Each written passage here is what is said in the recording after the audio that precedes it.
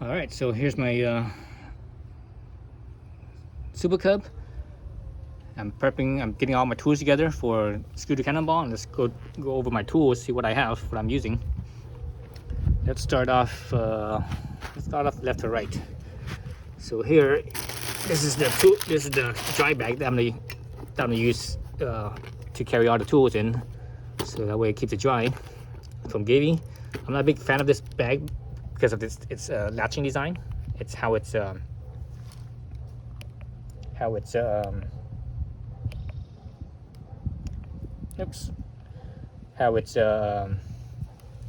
it rolls down. Normally a dry bag, when it rolls down, it clips like right down the bottom, but this one, it clips like on the side. Actually, you roll it this way. You roll it this way, and you clip it sideways like this, and it kind of like, you lose space basically. You can't carry as much stuff that way. So I'm not a big fan of this, but I got it a while ago, and it is what it is. So I'm using this little dry bag to able to hold everything I have. So let's see what I have. I got a little Harbor Freight pump, $10. And look at this thing. Do not use to inflate vehicle tires. That's funny. When I saw that, I mentioned that to the Harbor Freight cashier, and she was like, "Oh, yeah, this thing is for like inflating inflatables for like swimming pool, swimming pool toys, like a beach ball and things like that." But anyway, so I bought it, and I took it home and tried it. I tried it on my spare tire. On a spare tire, those things go, you're supposed to pump them up to 60 psi. So I tried on that, and it took forever to get it up. I think it started out at about 30 psi. So I pumped it up to 60, and it was okay. But I took a break in between, because the pump is so small that it takes forever. So I was running it for probably about 5 minutes. Then I gave it at least another. Then I stopped it and let it sit for about 5 or so minutes to let it cool down. Then I started up again. Got it up to 60. So I know this is good for that. Again, it's very small, so it doesn't have it doesn't pump much volume. So I'm not sure how well this will do when I have to change out a tire. For fixing a flat is fine. With the rope plugs, these little rope plugs. That's fine, but for changing a tire, when you have to seat the bead, that's going to be difficult. So we'll see if it works or not. So I think I'll be okay. So that's that's part of my tire repair. Obviously the rope plugs, I got 2 packs here, so I got 10 of them, 10 rope plugs. Got the rope plug tools, right? The reamer and the little tool to push the rope plug in. Let's see what other tools do I have for tires. Got my little tire levers / bead breaker. So these are the Motion Pro bead breakers. These are aluminum ones, short ones. I also have the long steel ones, but I'm not gonna bring that this time. I don't want to carry the extra weight, and it's twice as long. And I also have my little valve stem tool, so I can pull the valve core, or not valve stem tool, but valve core tool. So I can pull the valve core easily. Oh, and a little needle nose plier for like pulling out a nail or a screw from the tire, right? And I'm also going to use this for my chain if I need to clip on or clip off the master link on the chain. Let's see what else did I have in here. So I also, obviously, the little pouch here that comes with Honda, on the little, in there where the pouch sits right here.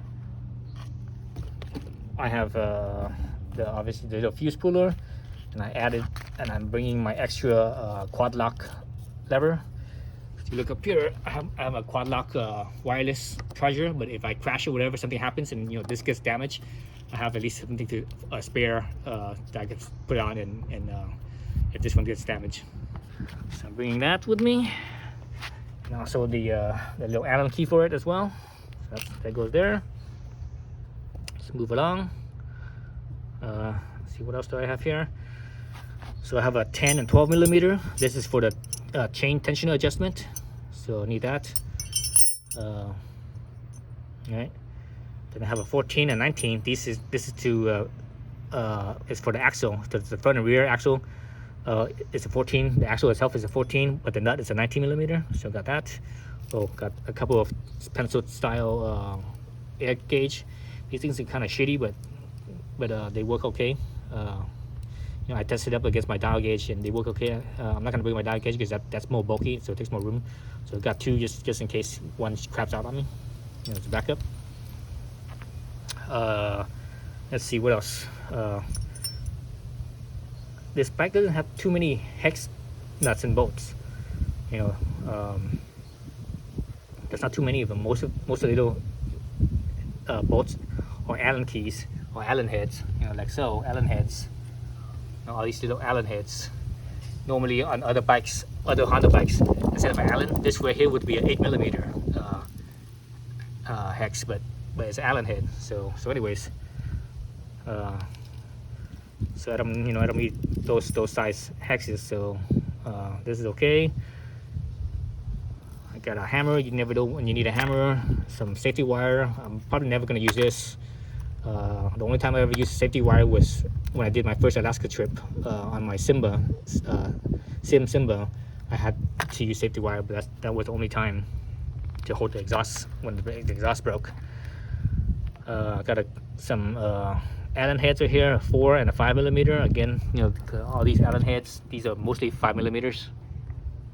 I think there's a few spots that uses the 4. Oh, actually, you know what? The rack uses the 4. This rack right here. This rack uses a 4mm. Got that. This right here is a 17mm. This is actually I think I'm gonna have three hexes. That's for, you know, those are the few bolts that actually uses a regular hex. So 17 for the oil drain plug. I think that's the only thing that's a 17 that I could find, that I could see with my eyes anyways. This one's a 12, and 12 is for I think the only thing that uses a 12 is the brakes. Right, that's that. I need to put this in. This is my oil drain plug, magnetic oil drain plug. Right, magnetic oil drain plug. I need to put that in. This is the last one I have. I have this on my I put this on the CB300R, the Monkey, and the Trail 125. So I'm gonna put this on the Super Cub as well. Got a Loctite, high heat Loctite for the exhaust, just in case the exhaust nuts, right, come, you know, if I need to take them off. And I also have regular Loctite. Actually, I don't think this is a medium strength. I think, well, it looks like green Loctite to me. But anyways, this is unopened. I couldn't find my blue Loctite. I don't know what happened to it. So I have this extra one here, so I don't have to buy another one sitting around. I have a couple of oil drain plugs. So I plan on changing the oil, basically before I go, when I get to Maine, and that's it. So I bought an extra one. So I only need one for Maine, and the one I'm gonna change here in the next few days. You know, I have a bunch of these things. I have like probably a dozen of these easily.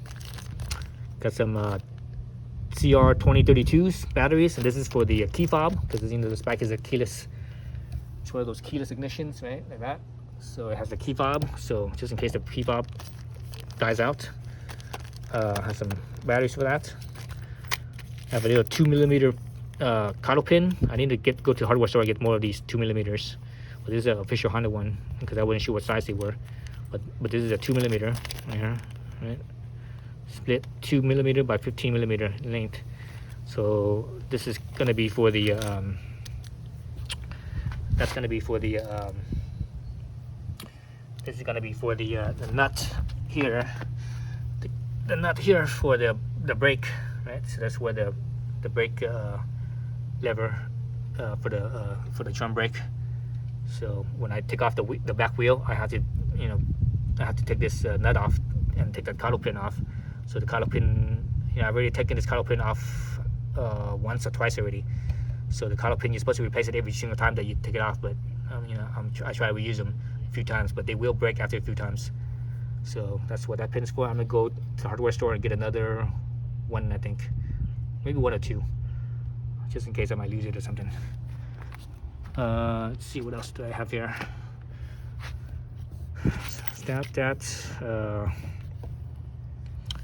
have my Japanese industrial standard screwdriver, JIS. So that's a JIS head right there, and the flat head on this side. This is from one of my Hondas. I can't remember which one, but anyways, I've kept this one because I like it more than my other. Usually when you buy a Honda motorcycle, they usually give you a screwdriver but I like this one because the handle here is a little bit bigger, so you could have more torque on it, better hold on it. That's the only screwdriver I think I'm gonna bring. And besides a little, just a flathead, that's the tips are screwed up, and I don't use this as a flathead. I actually use this to pry things, the little things. So that's what I mainly use that for. And I have my socket wrench here with a spark plug socket on there. 3/8 drive, a couple of spark plugs. Right now, let me show you what I have here. I have the this is a number 7, so this is for high temperature condition, out in the desert and such when it's hot. So I have one of these on the bike right now, and I'm bringing an extra one. And the other one I have is actually, this is from the one that's on the bike. The other one I have is the original spark plug. So this is the original spark plug, the Denso. But anyways, this is the regular temperature. So maybe we'll go somewhere.